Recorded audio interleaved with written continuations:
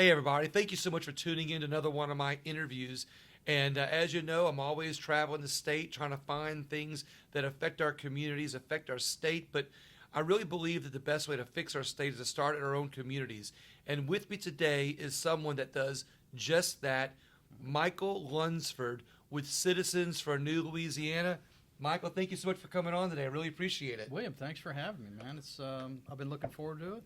You and I met in Sioux Falls, South Dakota, I believe. Yeah, here we are. Here we are from the Yeah. same state. We met in Sioux Yeah. Falls, South Dakota, Of all at the places. of all places at the Michael Lindell event. Yeah. And I like to talk about one thing I want to bring up right off the bat because people who know you are going to be asking me, well, William Wallace, you're always bringing on those elected officials. Mm-hmm. Now you got somebody who some people see as on the other side, but then my citizen activist friends, are going to be excited because they're going to realize that you're someone that really balances things out.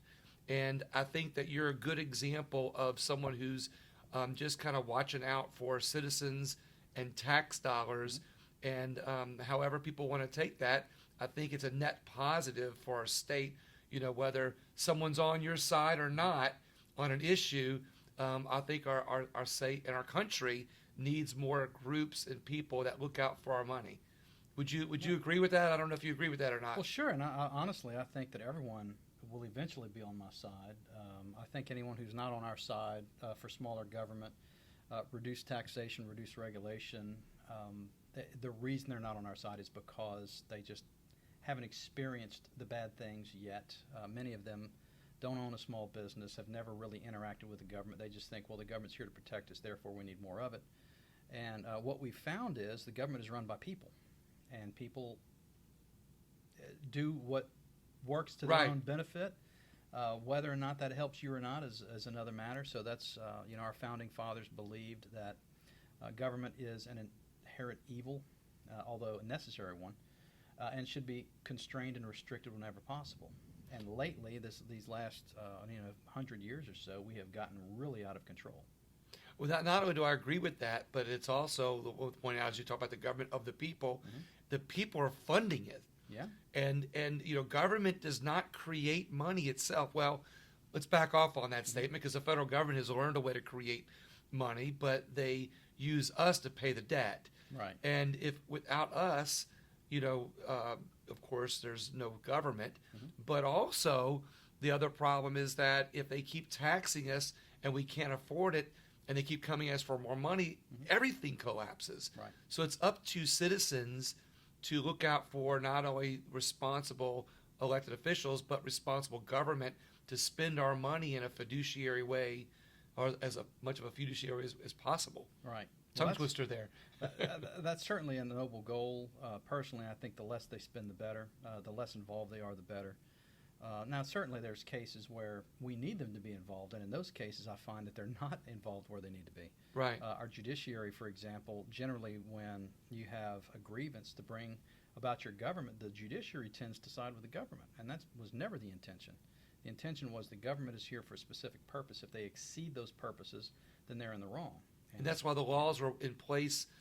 I don't know, I'm not an attorney, right. But the way the laws that I've always heard them when you hear about cases is they're designed to protect the person right. from government, and that's not interesting. The other way around. Yeah. And not the other way around. So let's tell about yourself a little bit. What got you up to Citizens for New Louisiana? All right. Well, I think it's just a lot of frustration, and a lot of the folks that watch your program can understand when you see the government doing bad things over and over again, and no one steps up and no one does anything, and everyone keeps saying, well, I wish someone would do something. And that moment came for me, and I just had this epiphany, well, maybe there's someone that's supposed to be me. And the first time that happened was when the Lafayette School Board decided they needed $253 million in new taxes. Now, I know out there in New Orleans where y'all are from, that's like chicken feed money. It's chicken feed for us. Over here, that's big dollars. And so it's $250 million they needed. What they wanted to do with it was build a bunch of new schools. And what they said was they have a record enrollment. Therefore, because of that, they needed to build new schools. And so what happened is I actually got, I don't know how this happened, I got called in to the Lafayette Press Club. I was on a panel And I don't even know why I'm here. I'm on the panel. Carol Ross is sitting next to me. She's a local radio personality for the folks in New Orleans that don't know her. A fantastic lady. And she did most of the talking, but one of the elected officials on the panel who was in support of the tax said that they had empty classrooms somewhere. I think it was like a shop class or something that they weren't doing anymore. Right. Those classrooms weren't in use. Like, wait a minute, you just said you have zero room, and that's why you're building schools. Apparently, you do have a little room. I Right. could tell by the look on his face. Uh-oh, I shouldn't have said that. Right. So what I did was I went back. Is that a politician caught in headlights? I mean a deer caught in headlights? Kind of, sort of. Well, he just kind of like, yikes, can we change the subject? Yeah. So I went back to the office, and what's cool about this stuff now in the modern era, we have all these annual reports and many documents online. You just have to go get them and download and read them. It's not difficult like it used to be. You had to go and do a request, and you had to show up and make copies and all that. So the public information's request that a lot of people aren't people aren't even familiar with that. The public that anybody can go request anything they want, but you're saying that some of this information is actually online now. Yeah, anybody can go see it. Yeah, the budgets are online. You just go to like the school board, their budget's posted online in a PDF document. The annual report is what I started with the school system. So I opened up their annual report, and I went through the whole thing, and I found, oh, look, here, like on the 12th page from the last page, and this is a thick book. I should have pulled it out here. But like 12th from the end is their enrollment numbers. And I well, that's interesting. Why would they put that at the back of the book? Because maybe you get bored before you get there. Right. So, I wonder if they had this last year. And I pulled last year, and they did. And I went back 10, 15 years. And so I said, let me pop this on a spreadsheet and see how the numbers look over time. I did an area chart. And I was like, well, what do you know? They were right. There is record enrollment, record low enrollment. It was at a 10-year low. And here you were hearing that it was an all-time high. Well, you see, that's what you have to be careful of. They didn't say it was high. They just said they had record enrollment. And everyone thinks, oh, that means it's more kids than it's they've ever higher had before. enrollment, yeah. They left out that one little word, record low enrollment. Low. And so I brought that to the public's attention. I had people on the school board actually call me a liar and say it's not true. And I opened up the book and I showed it's right here in your own annual report that you don't read. Right. And they still were, oh, no, that's not true. That's not true. Well, I didn't tell them before I made the statement. I had already done a public records request for the information that's not in the book, detailed by school on which ones are empty, what the capacity numbers are, how many kids are enrolled there. And I had presented 8 schools that were half empty, 50% or more empty. Right. 8 of them, of like 36, I think at the time, schools in the parish. 8 of them were half empty. 12 of them were 40% or more empty. So we've got a tremendous amount of schools that were not at capacity. They were half empty or less. So what they did was they used something called schools of choice. And if you were a concerned parent and your kid was going to a D or F school, they allowed you to move your kid to another school that was an A or B school. All you had to do was figure out some reason, some fig leaf of a reason to move your kid from one to the other. Oh, well, they're interested in French immersion. They want to speak French. So we're going to move them to the French immersion school, which is an A or B school, out of their F school. So what happened was there was this exodus from the failing schools into these successful schools. Next thing you know, they have temporary buildings. Kids are running through the rain. The marketing company comes out and takes photos of it. They spend $100,000 promoting the tax. And we were so the politicians got together, introduced a tax to build more schools for the record. The record unemployment. Right. I said unemployment. The record enrollment. Right. Yeah. Well, yeah. I'm saying all these tricky little things here to make a point. But low and high. All these things all the new sayings are being manipulated to give people the feeling, oh my gosh, we got to vote for more taxes on our, out of our money to be able to pay for these schools, and these children can't run in the rain. And the news media called me the one man against the school tax because the Kiwanis Club, the Rotary Club, the school board, obviously that was their tax. Every city council, the parish council, the bishop, the Catholic bishop of the church had come out in favor of this. The one Acadiana, which is our Chamber of Commerce, came out in favor.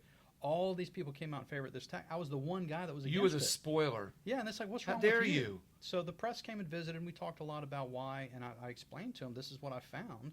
It's amazing. Everyone says it's for the kids, and they're all automatically on board. Oh, we're going to do better for our kids. It's That's for important. The children. It's for the children. It's for the old people. But when you look at actually what's happening and what's going on, all the excuses they have evaporate, and it's like, wait a minute, this doesn't make sense. And that's what we did with the school tax. Then this is before this organization. Yeah. You're on your own dime. You're on your own time. Right. and you're going through all these records, and you're finding the inaccuracies Right. of what they're marketing and what you're being told, and the reason for more money, and you're finding that those reasons didn't match up with the reality in their own reports and in their own public information, and now all of a sudden everything's going full steam ahead, and there's now a tax on the ballot coming up or proposed tax on the ballot. Right. Yeah. So let's pick up there. So I just kept putting out information. I did videos, kind of like your podcast you do here. I was doing YouTube videos and sharing them on Facebook, and people were intrigued. And I got phone calls, and I was able to go on all the local news outlets and talk about what I had found. And I think we beat that tax 60% to 40%. I say we beat it. It wasn't necessarily something that and we took a position, which was our right to do. But really, all we did was educate the public that this is what they said, this is the reality. And what's different is you have a First Amendment right to free speech. You can come out and say whatever you want to, and someone could sue you for defamation. But that's about as bad as it gets. Generally speaking, nobody does anything. When you have an audited financial statement, if it's wrong, somebody could go to jail. That's a serious offense. Right. So I'm looking at audited financial statements. And so you're lying. Well, you better sue the school board because look. Because it's right here, it's right here. Yeah, it's in their audited financial statement. It just shows you that some elected officials aren't paying attention. They get caught up into that same trap of we got to do the right thing, and this sounds like it's the right thing. Right. So how did you find was there another connection as to who was telling the elected officials it was the right thing? Was it some construction company? Was it that wanted to build some new schools? Was it? Now that you mention it, I looked at one of Acadiana's, the Chamber of Commerce, actually had a PAC, Empower PAC, P-A-C, Political Action Committee. They raised, I think it was $100,000, $150,000. It's been a few years. I slept since then. Yeah. But they spent over $100,000 promoting this tax, the Chamber of Commerce. And I'm saying, what in the world? So we looked, and all the Chamber of Commerce, all the board, the bulk of them were construction people. So I was like, isn't that interesting that the construction industry would support construction through all these other things. On taxes. Right. And that's not really, we didn't really bring that out and emphasize that. What we emphasized was what they're telling you is not what's really happening. That's not the truth. They're just telling you something. It's for the kids. Right. To, tug at the heartstrings to get you to respond and vote in favor of $253 million coming out of your pocket and going into theirs. That is unbelievable. So what ended up happening? So the tax got defeated? Yep. Did they ever try to find a way to sneak it back in? No. In fact, what Carol Ross had said, they don't need the money. They could do whatever they wanted to without this tax. And son of a gun, that's exactly what happened. They're building these schools today. They're building new schools that they want to build. They're building new schools without the tax, all on somebody or a citizen activist coming out there and just showing, hey, putting a little light on the paperwork that they created or had somebody create that they didn't pay attention to. Right. That's exactly. What's your background before all this? Computers and programming. So, I like to say computers and government are very similar in that you have to, the programmers in government are like the legislature. And then you have the judiciary, which is like the computer. And, the legislature writes this law, and then the judiciary says, well, that's not what they intended. What they intended was this is what the law says, regardless of what those guys meant it to say. Right. And so they interpret it a different way. And that's what happens a lot with programming and computers, is they'll write a program a certain way, then you'll run it, and the computer says, oh, that's unexpected. Why did it do that? And then you have to go back and reinterpret. Why would the computer think that? Very similar to government law. So it was a lot of fun. In fact, I still do programming. Our website has it's been a while since I've done something this robust, but we did a scorecard, a voting scorecard for our city parish council in Lafayette for the years through 2019. And you could go and tick on things that I want to see who votes closest to who, so you could see who are the most similar to each other based on their voting. And it wasn't a percentage based on yes or no. It was issues that had contention. So if it was unanimous vote, we threw those out. Well, nobody cared about those. Right. But if someone was opposed to it, I call that one person was a red flag, two people was a little bit bigger of a deal. So that's what we put on the scorecard, was when there were any contrary votes. And then you could see, based on who voted for what, who was most similar to who. It was pretty slick. I'm trying to think of what else we did. Anyway, the scorecard is it's got a bunch of little features. It is very interesting. Yeah. So after you exposed that the school board did not need $250 million of money out of the pockets of hardworking citizens. Right.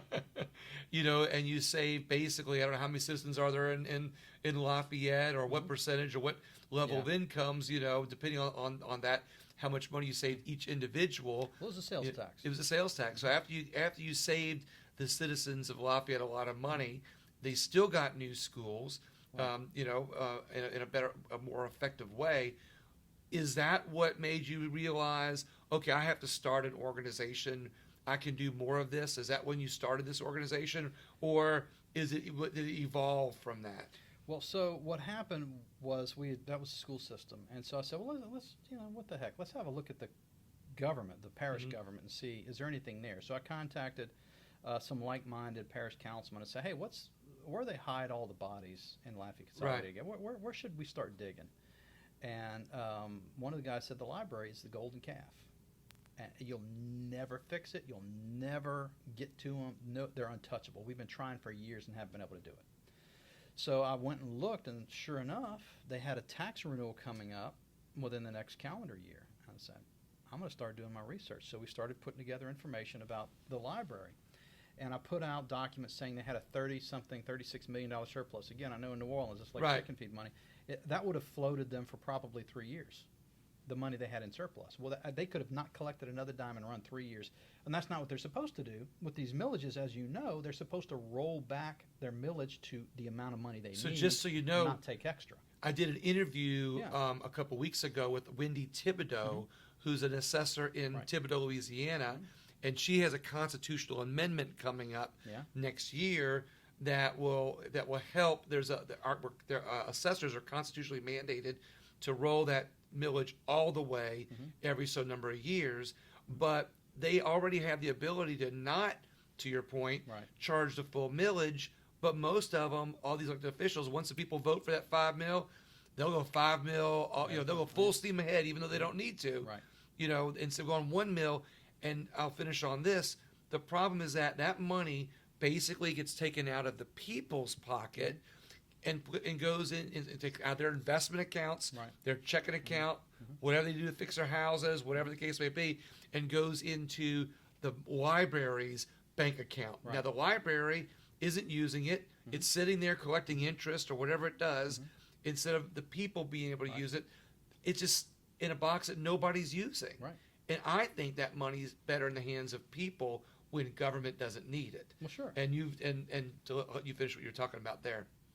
Well, so we did the research, and I started putting out information about the surplus. They said, we don't have a surplus. We plan to spend the money. Well, of course you plan to spend it. You give me $30 million, I plan to spend it too. Right. But the money was there. It was a surplus, and we went back to that conversation. Well, look, it's an audited financial statement. If they're lying, you better sue somebody because somebody needs to go to jail over this. And, of course, they didn't want to do that. Right.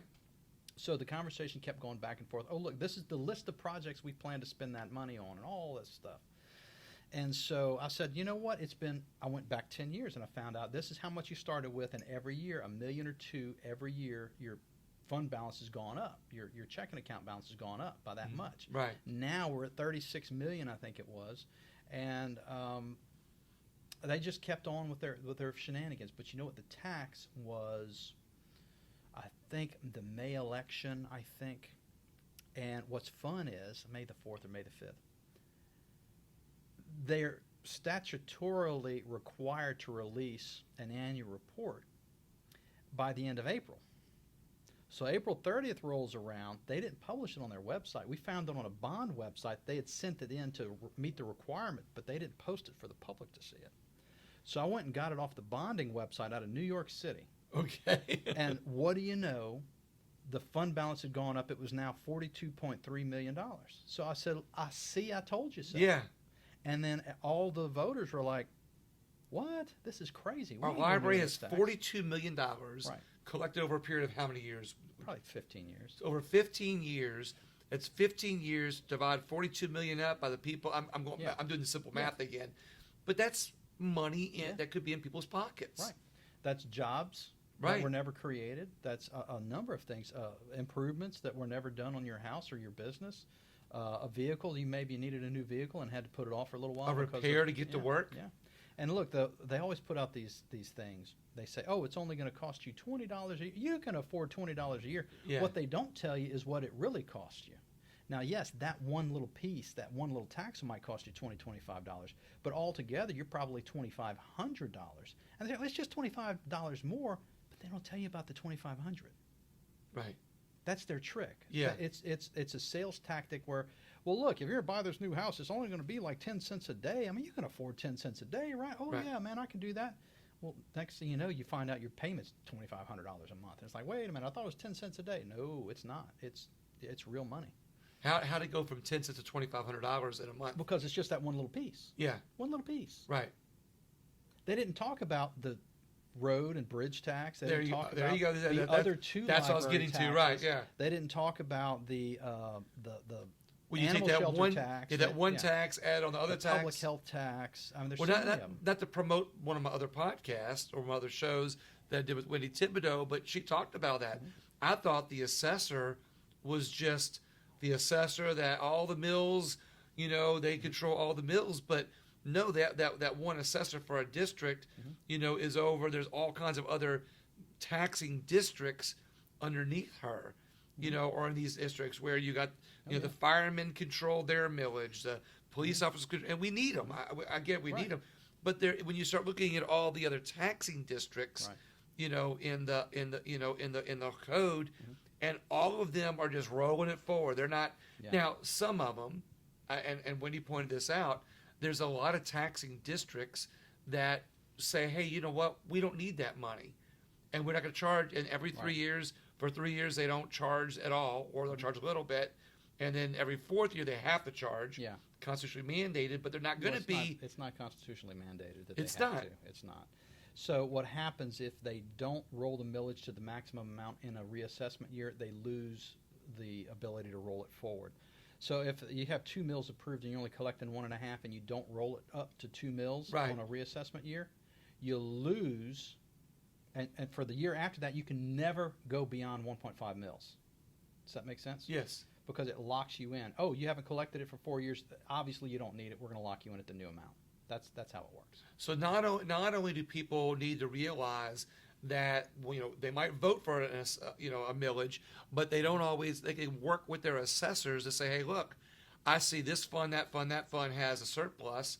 Can you guys not charge us the full mills? And pretty soon you start chipping away at that that $2,500 or whatever the price is that you're getting hit with. And I think it's important to know that not only people need to be involved more, but for organizations like yours to point this stuff out. Right. Some people are going to say you're the bad guy.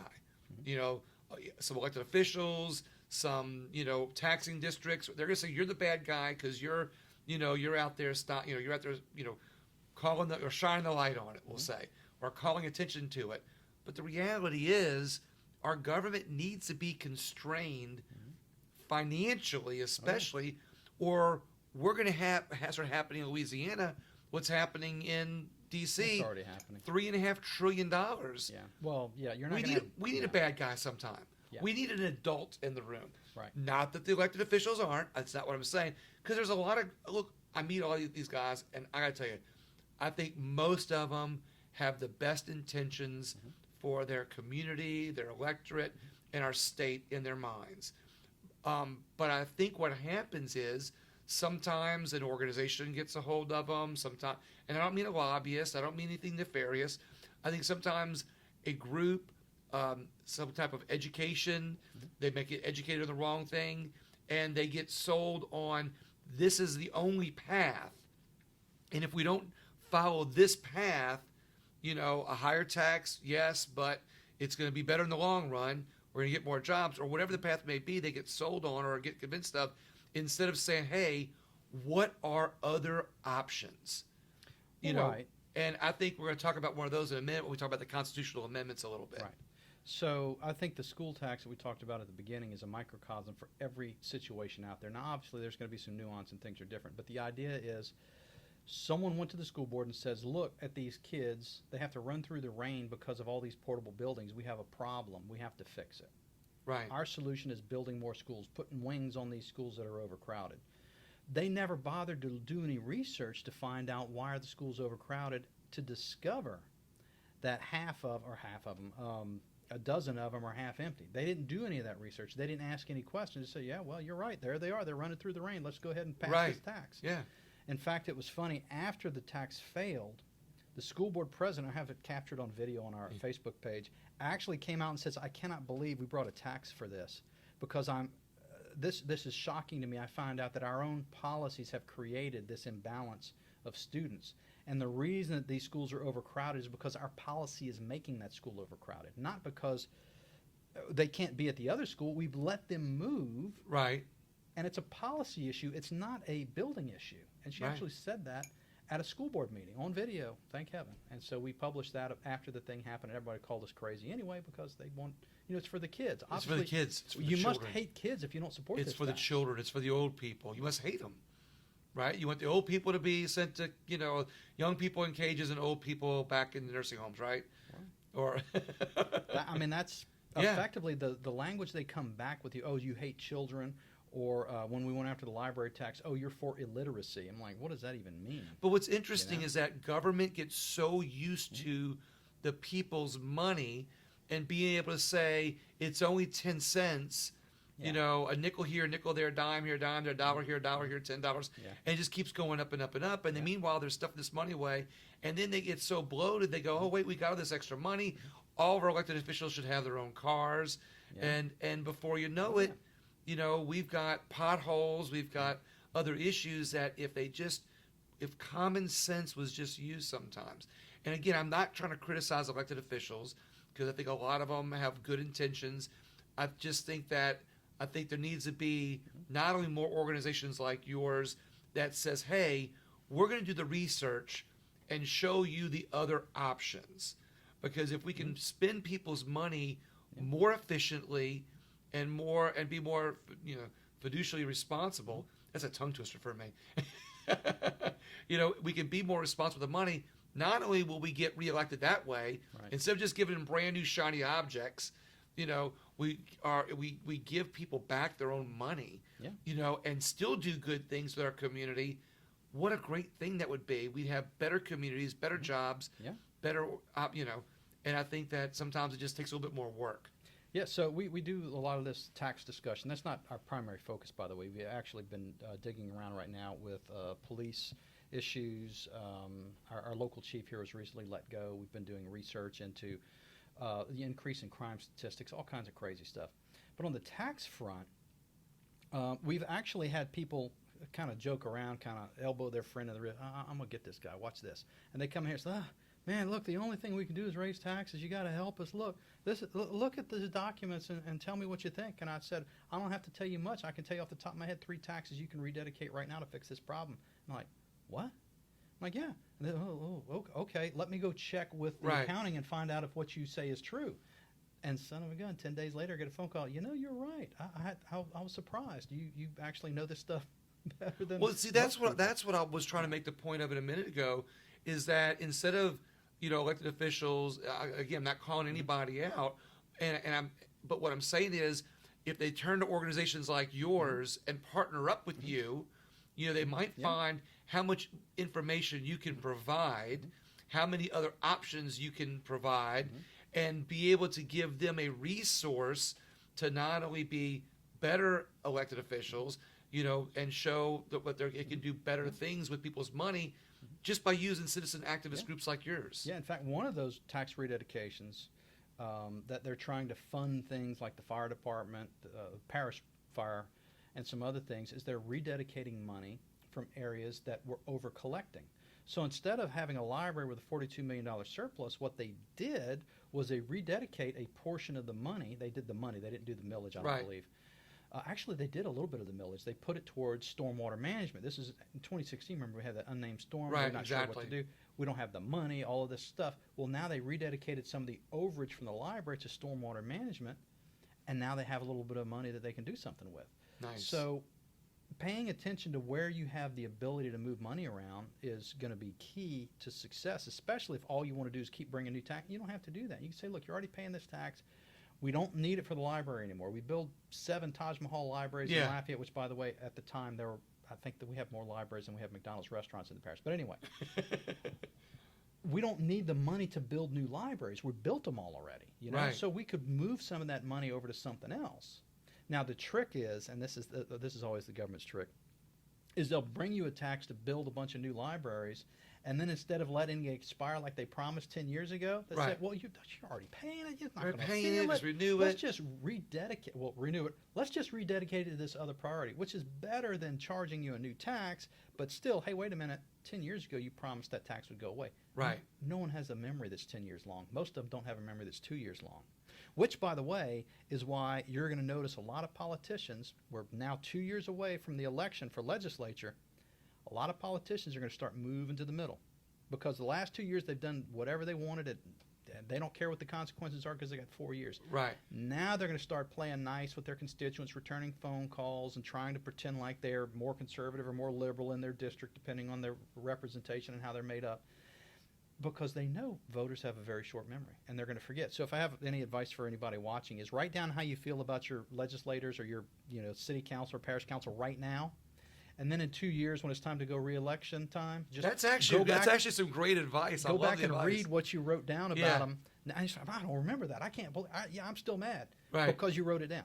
So where do these elected again? I'm not poking the bear or making fun of these guys, but these people that are in government, whether it's elected officials, whether it's bureaucrats that are they're 25 years in, they're almost retired, whatever the case may be. They're one of us. They're living amongst us.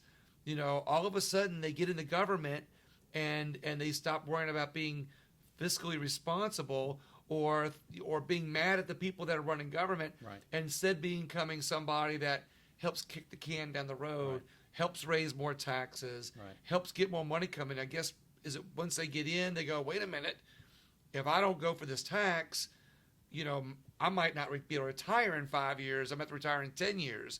Or I'm making that up, but is there something that gets into people once they get into government that they lose this sense of fiscal responsibility? So John Schroeder said it best. He said, "I don't know what it is about this building," talking about the state capitol, but as soon as you walk across the threshold, man, everybody loses 10 points of IQ. Well, why is that? And he didn't have any idea. He said because it was just crazy. They would, on the campaign trail, they were talking about how terrible big government is, and they get in there and they make more big government. And so what I've seen, especially at the local level, is when someone is running and they're talking about all the changes they want to make, when they get in, all of a sudden the government is their responsibility. And obviously they're going to do a better job than the last guy. Right. So I'm in charge now. Everything's fine. It has nothing to do with what's going on under. Oh, I'm in charge now. It's all good now. And they get a certain number of bills. Yeah. And they feel like they got to fill all those bills. But I'm going to call out somebody. You don't have to give me your opinion in a good way. There's a legislature. Julie Emerson. Mm-hmm. She tries to repeal a bill every time. Mm-hmm. She talked about that in one of my interviews. Yeah, she's fantastic. And I just love that idea. A legislator that goes in and tries to repeal a bill that we don't need or something that's taxing us. I think that's just awesome. So what else do you guys work on? And we're going to talk about constitutional amendments in just a minute. We're going to go over that a little bit. Okay. What else does your organization work on that exposes? We've talked about taxes. We've talked a little bit about the libraries. We've talked about different things. What is there anything else that your organization works on? Well, we filed a lawsuit for public records the other day. In fact, Friday, I just heard back from our attorney that they're postponing the suit. It's a mandamus suit, so it happens within 2 to 10 days. But they're going to be out of town, and our attorney's going to be out of town on the date they had selected, so they're moving it. But effectively, we do a public records request for information that I can't get from documents that are already available on the website. Right. Well, I got one of them replied back, I don't have to tell you that. Yeah. So we had to file a lawsuit. That costs money. I think that particular suit cost us $500 just to file it. That's not counting how much the attorney's going to bill me for in a few months. Kind of like going to the doctor's office. Right, exactly. Oh, man, I'm done. And then the bills come in the mail. Yeah, exactly. It. So it's going to be a little expensive, but you know what? It's an important issue. I think the public has a right to know, which actually is in the public records law. Can you let that out now? Or Yeah, it was Lafayette Public Trust Financing Authority. They were coordinating with someone on the city council to change the form of government. We did a public records request and said, I don't have to tell you that. I didn't do that in my official capacity as the executive director, full-time guy that runs this particular agency. I don't have to tell you that. Yeah. So it's okay. Well, we had to file a suit. Hopefully we'll get a good result. We shall see. We have other things. We've gotten, we have a misappropriation we discovered, $1.5 million in the city of Lafayette. We had, back in June, one of the city councilmen violated the rules of order for the city council, happens to be an attorney. So we reported him to the Bar Association for it's effectively parliamentary laws, the Right. rules of order. It's a form of law. And Right. he's not only is he violating it, he's laughing about it and mocking it while he's doing it. And so we've sent that to the Bar Association as a complaint. So those are little things we're doing right now. We have other complaints pending for other, and not many people know this. Anything that requires a license in the state of Louisiana, like a nurse or a Right. doctor or a lawyer, they have a board, and you can file a complaint with the board that they're not professional or what have you. Right. And then that board will take it up, and they'll might make somebody Might uncomfortable. make somebody uncomfortable like that. So Well, sometimes you have to make people uncomfortable to get them to do the right thing, Right. or be responsible to who is dependent upon them. right. I mean, I think it's important to note that. And we get information from people all the time. We get tips from anonymous tips sometimes. And look, if you call in, we don't quote people. We don't publish things like that. We actually quote public records. Generally, is what I like to do in our articles. So if you want to call and tell me, I'm never going to say, well, I'm talking to William here. William said. Yeah. I say, no. William told me where to go look for something. I'm going to publish. This is what the document says, and this is what the public officials say, and they're at odds, and something needs to be done. And that's kind of the way we try to do things. We move the needle in ways people haven't thought of. So, for example, the recent deal here with the city police, we filed a civil service complaint against a police officer who, through a public records request, we discovered had done some bad things that were never investigated. And so normally what you would do, and this is what happened, is the person that it affected filed a report and said, hey, I was wronged by this police officer, please look into it. Well, come to find out, no one looked into it. It was never addressed. Right. So we filed a complaint with the Civil Service Board, which also covers fire and police. So if a police officer does something bad, you let Right. the Civil Service. And they're like, whoa, wait a minute, this is bad stuff. We're going to look into this. Right. And come to find out, one of those instances that we uncovered is being investigated for criminal wrongdoing by the district attorney's office. Wow. You And know? this is just, and going about it this way is, I don't say under the radar in a bad way, but it makes to where the problem's being taken care of without having a big hoopla about it, I guess. Right, and there can be a little bit of a hoopla about it Yeah. sometimes. Like this particular situation with the police, it's created a little bit of a stir. Well, Michael, any parting words for people that have been watching the video? Any final thoughts for more people to get activated, or how can they get in touch with you? How can they be involved in your organization? If they have something we'll talk about. Okay. Well, we are a membership organization. We actually operate thanks to the generosity of small donors that come to our website and sign up to become members. We have members all over the state of Louisiana. We're growing. We're still pretty small and scrappy. But, Right. The goal is we want to have an official organization and an official point person in every single parish, so that when you have a tip, like you're out in the middle of nowhere, we don't have a specific person there. You have someone you can call and say, hey, I have a tip. What's going on Right. in the parish government, or this is going on in the library, the school board, or this school. There's a place you can call. Mhm. And they're not someone in Baton Rouge that has to think, okay, let me think about that parish. And Right. No, it's someone in one of your neighbors in your own parish. That's the goal. And we only get there Is if they we have an organization like yours in every Right. parish. Right. Well, it is our organization, Yes. Citizens for New Louisiana, but we have chapters right now. We have one in Lafayette and one in East Baton Rouge Parish. We have folks interested in starting a chapter in Livingston, Ascension, St. Tammany. We have Shreveport and Monroe have connected. We have someone in Pineville of all places. Actually, we have 2 or 3 in Pineville. Nobody in Alexandria across the river. Isn't that weird? Lake Charles has been interested in setting up. In fact, we almost started a chapter in Lake Charles. We just can't find office space. So that's been kind of our thing, is the small donors help us to be able to do what we do without being beholden to anybody. Right. And one thing that's very cool about this organization is we're not tied to a specific issue other than government transparency. So if you're interested in connecting with an organization that kind of moves around a little bit and can take up multiple issues, that's us. Right. We are focused on local. Now, we do have influence in Baton Rouge when the session is on, and we, have been known to call legislators and talk to them and offer solutions. Right. But really, the neat thing is we've never had anyone hold money over us and say, if you do this, I'll write you a check. No. You say, take it back. No, I've refunded money for people who want us to get involved in specific things that we're not interested in. So, and I'm sorry, we don't. Right. That's not our game. We're not here for the money piece. We're here to do the right thing. But we've been very fortunate. It's very rarely happened that anyone's ever done that. Most of the time, the phone call I get is, we love your work. We watch you. We see what you're doing.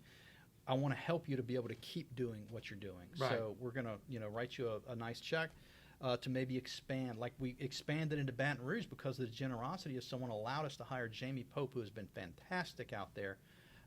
And so that's kind of what we're looking for the next location, whether it's Ascension or Livingston or St. Tammany.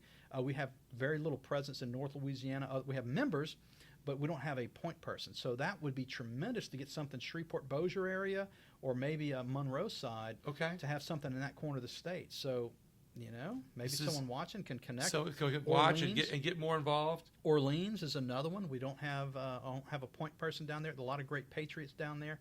But, if we had an office and we had a place, and by the way, the reason we get an office is because I find that they take us seriously when we have an actual office. If you're operating out of the back of your car or your cell phone, they're like, oh, yeah, that guy, he'll burn out in a couple of months. We'll never see him again. No, we got space. We sign a long-term lease, and we have a spot, and you can come meet with us. We have lunch meetings on Friday where you can actually come and sit down and have a round table. A lot of time elected officials will show up. We've had a congressman or two. We've had a U.S. senator come to our Friday meeting, and they just show up. We do them we do some of them. There you go. We started doing Zoom calls for folks who just can't drive in or what have you. Right. And we've had a congressman Zoom into our call before. Just dial in. There you go. Had no idea they were. Look, here they are. And then we got this is good. This is good. A good way for people to get active and not have to feel like they have to do it all themselves. Right. Get active in organization. Do what little bit they can. How much they can do. Right.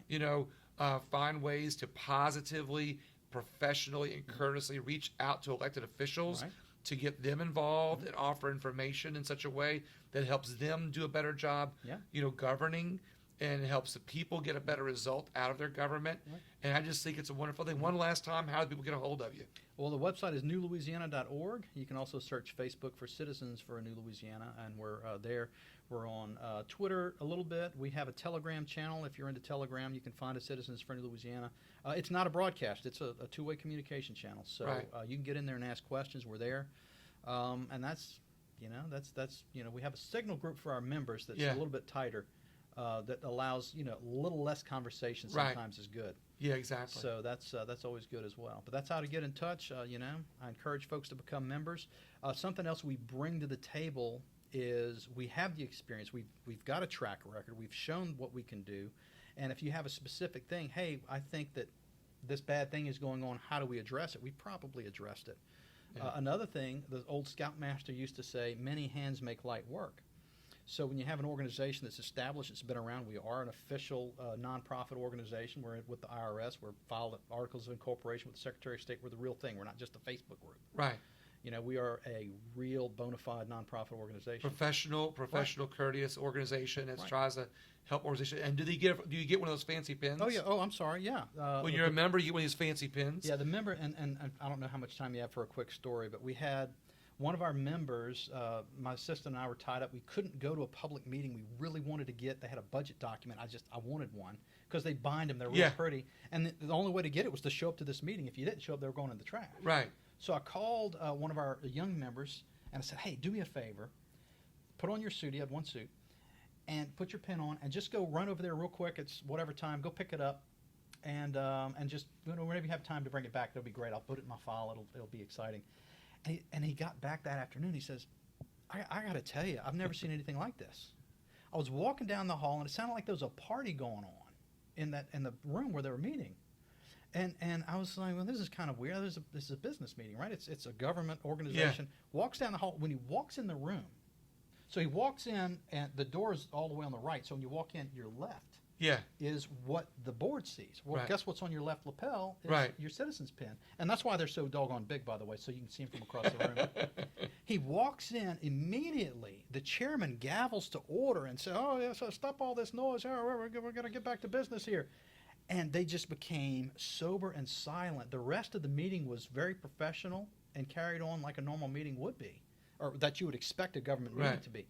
And he came back and said, I've never seen anything like this. It's like I walked in and I could see the eyes. They looked right at this pen and they gavelled an order. You know, it's amazing.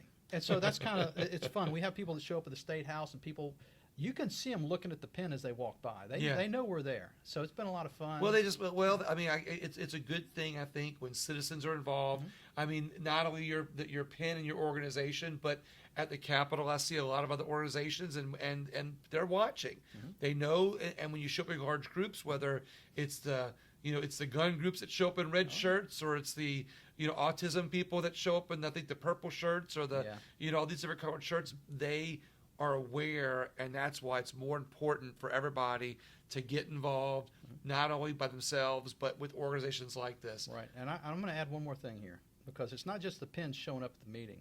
We do publish it on Facebook, Okay. and that's apparently our primary medium. I posted something on Facebook. It was a 10-minute video talking about an issue, and I get a call within 5 minutes from the legislator who is mentioned in the video. And I'm like, he couldn't have watched the video.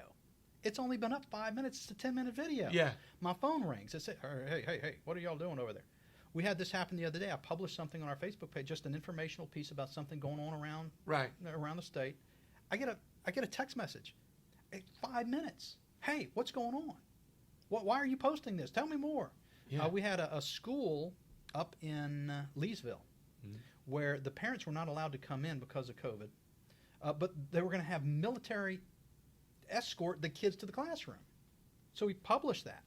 It was an email from the school system explaining you can't bring your kids to school, but the military is going to escort them to class. I'm like, that doesn't sound right. In Leesville, it's by the by the base, right? Base. So, but we published that. I get a call from the legislator out in Leesville who, hey, this isn't as bad as you think. Now it took him 15 minutes to find us, because he hadn't connected with us before, but he, Google search, got the phone number, made the phone call, called me, hey, what's going on? Let me explain something. This is what it looks like. And that's the kind of stuff we're getting all the time. During session, we posted a photo.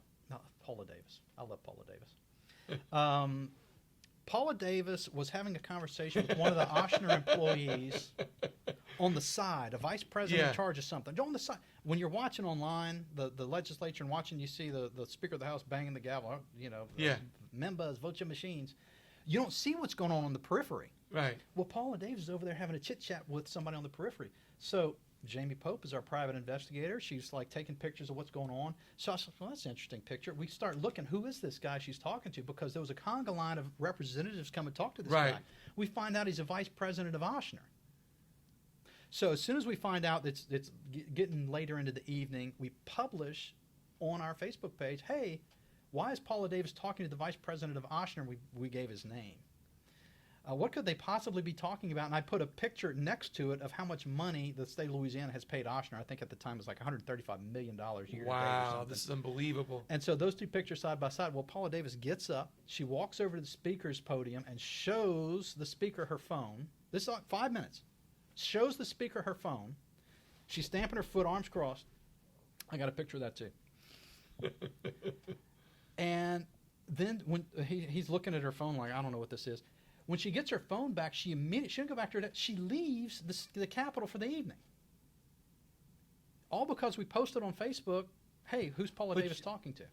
And I want to for your story, but this is the type of things, like you say, when people get involved, groups get involved, people get involved with groups, it balances out what's going on in our government in ways that it gives people more control, more freedom. Sure. And whether elected officials are doing a good job or not, this balances the power out. And if we had more of this in D.C., we wouldn't get $3.5 trillion spending bills.